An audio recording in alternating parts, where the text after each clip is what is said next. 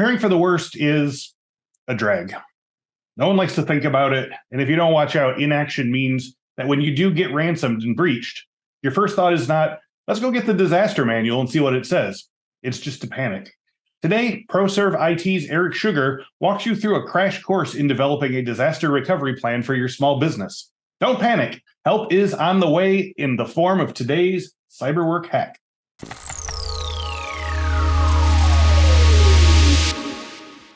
Welcome to a new episode of Cyberwork Hacks. The purpose of this spinoff of our popular Cyberwork podcast is to take a single fundamental question and give you a quick, clear, and actionable solution to that problem.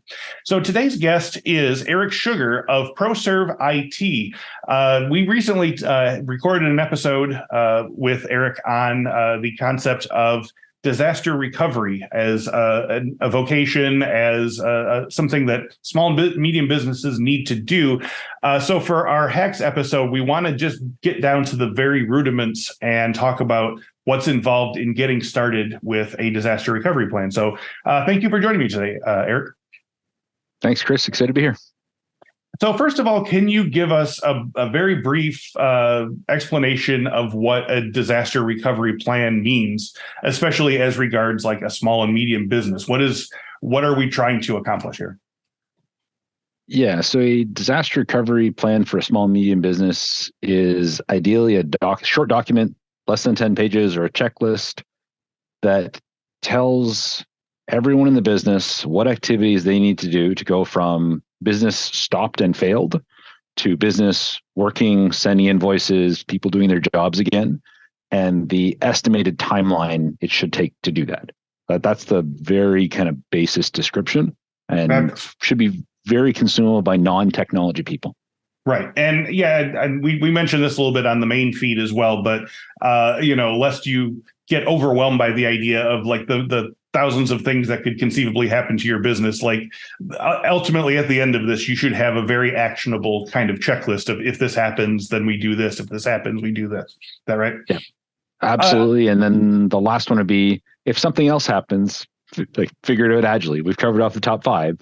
Call these people to figure it out if it's 7, 8, or 9. Yeah, we're escalating the problem at that point. So how challenging is it to get started on creating a disaster recovery plan? Is this something that companies can do in-house? Do you recommend hiring an outside source, especially if you don't have like a strong IT and security department? Is this something that you get assistance from outside?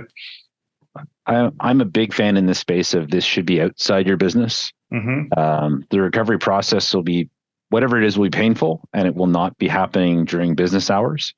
So you want your team focused on supporting your clients, and you want someone else focused on bringing your business back up. If it's a catastrophe or disaster, you need to be all hands on deck supporting whatever you can do for your business to keep it moving while people recover.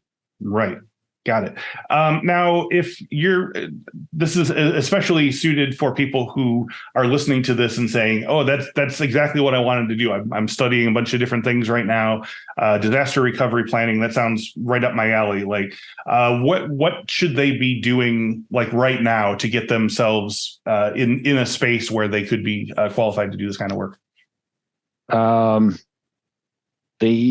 So someone looking to get into disaster recovery needs to be a bit of a jack of all trades. They need to know a little bit about security, a little bit of business, a little bit of IT. And I think do that through experience. So if you're in your school and you do different internships in different areas, try that. You'll also probably find something you'll love to do, which is really important. But yeah, get experience in multiple disciplines or ask for cross-training at your current job. So, hey, can I go spend a couple of days with someone on our finance side or someone on our operations side to learn the systems we use? Okay. And yeah, and you mentioned a little bit in the main feed as well, but that there should be some possibly give and take between not just strictly IT or cyber or tech, but also some degree of knowledge of like how businesses run and the sort of the risk elements on that side. What's the monetary driver? So how does the business make money? And how do you interact with your clients? That will help you understand what you need to recover first and how you build that 10, 20, 25 bullet checklist that will then have detailed instructions after. But that's how you build that checklist, by asking really deep questions and continue to ask why. So the 5 whys behind each of those questions. Yeah. So widening the aperture a little bit, is it possible to say, like, pick a company and write sort of a hypothetical disaster recovery plan based on what you know about them? Or, like you say, if you're interning for a certain department of your college, is this something that you can kind of practice before you actually like go to work doing this kind of thing? Yes, you can absolutely practice it. You can create your imaginary company and say, okay, I need communications. That's either going to be Google or Microsoft. I need a finance system. Let's say QuickBooks, Xero, Business Central. Mm-hmm. I need something in operations and customer support. I need a website, let's say Wix, because it's kind of cheap and cheerful and easy. Mm-hmm. I've got a phone system. I got cellular. So I got 5 systems. I got 5 checkboxes. How to recover Microsoft 365 if I get breached? Mm-hmm. Here's your steps. So you can start to really think about it and build it based on that.